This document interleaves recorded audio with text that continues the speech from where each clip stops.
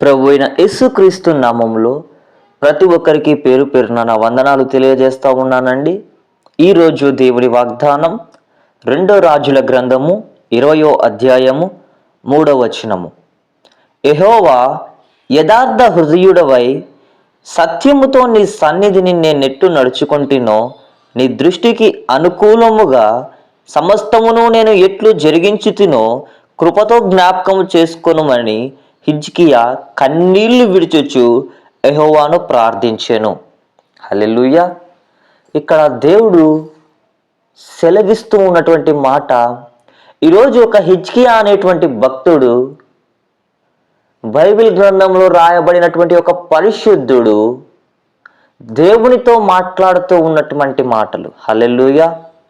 దేవునితో మాట్లాడుతూ ఉన్నటువంటి మాటలు అంటే ప్రార్థన చేస్తూ ఉన్నటువంటి మాటలు. హల్లెలూయా.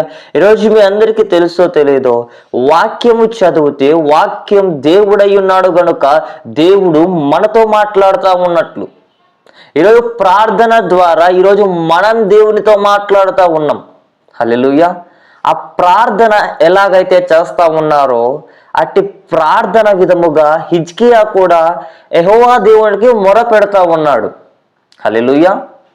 ఏమనేసి అంటే, హిజ్కియాకి ఒక మరణకరమైనటువంటి రోగం కలిగి ఉన్నది. అలాంటి పరిస్థితులలో చనిపోతావని చెబుతున్నటువంటి దైవజనులను బట్టి హిజ్కియా చాలా బాధపడుతూ ఉన్నాడు. ప్రభువా, నేను నీ సన్నిధిలో ఎలా ఉంటినో, నీ సేవలో నేను ఎలా నడుచుకుంటునో, నా యథార్థ హృదయమును బట్టి సత్యముతో నేను ఎలాగ ముందుకు వెళ్ళి ఉంటినో అవన్నీ కూడా నువ్వు చూచే ఉన్నావు ప్రభువా అనేసి కన్నీరు చేత దేవుణ్ణి అడుగుతా ఉన్నాడు. హల్లెలూయా.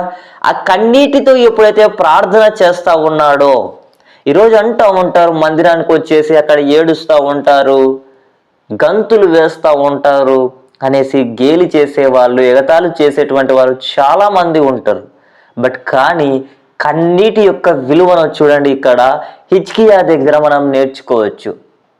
ఎప్పుడైతే ఆ కన్నీటి చేత యెహోవాకి ప్రార్థన చేస్తూ ఉన్నాడో, ఆ కింది వచనంలో మనము 6వ వచనం చూసినట్లయితే, ఇంకా 15 సంవత్సరములు ఆయుష్ను నీకు ఇచ్చేదను.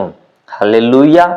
చూడండి, హిజ్కియా కన్నీటి చేత ప్రార్థన చేయడమును బట్టి, హిజ్కియా దేవుని పాదములు పట్టుకొని గోజాడడం బట్టి, పెనుగులాడడము బట్టి దేవుడు హిజ్కియాకి ఆ మరణకరమైనటువంటి రోగాన్ని తీసేసి ఇంకా 15 సంవత్సరాల ఆయుష్ను పెంచి ఉన్నాడు.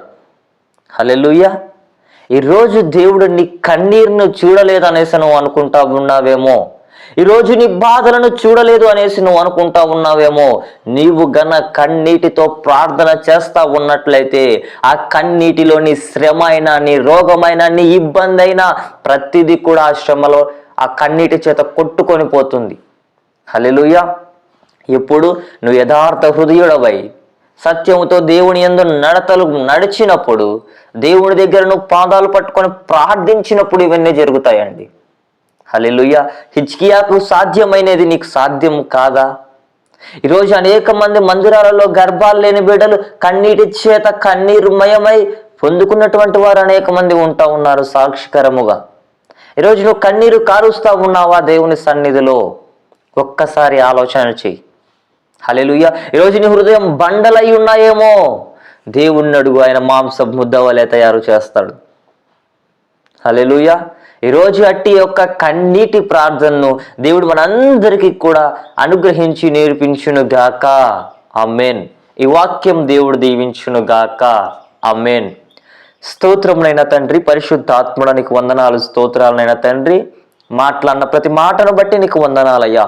అయా హిజ్కియాకి నా ప్రభువ కన్నీటి చేతనైనా తండ్రి ప్రార్థించినప్పుడు ప్రభువ, పర్వతం మీద ఉన్నటువంటి మీరు నన్న తండ్రి యేసయ్య కరిగిపోయినైనా తండ్రి, ఎలాగైతే నన్న తండ్రి బిడ్డకి నైనా తండ్రి 15 సంవత్సరాల ఆయుష్ను పెంచి ఉంటున్నారు ప్రభువ, ఈరోజు కన్నీటి చేతనైనా తండ్రి ఏ బాధలను బట్టి నైనా తండ్రి ప్రార్థిస్తూ ఉన్నారో ప్రభువ, ప్రతి ఒక్క ప్రార్థనకి నిన్న తండ్రి జవాబును అనుగ్రహించమని ప్రార్థిస్తూ ఉన్నాను. మీరే సహాయము జరిగించమని, మీరే కృపలో జ్ఞాపకం చేసుకోమని యేసుక్రీస్తు నామంలో అడిగి వేడుకుంటున్నాను తండ్రి. ఆమేన్.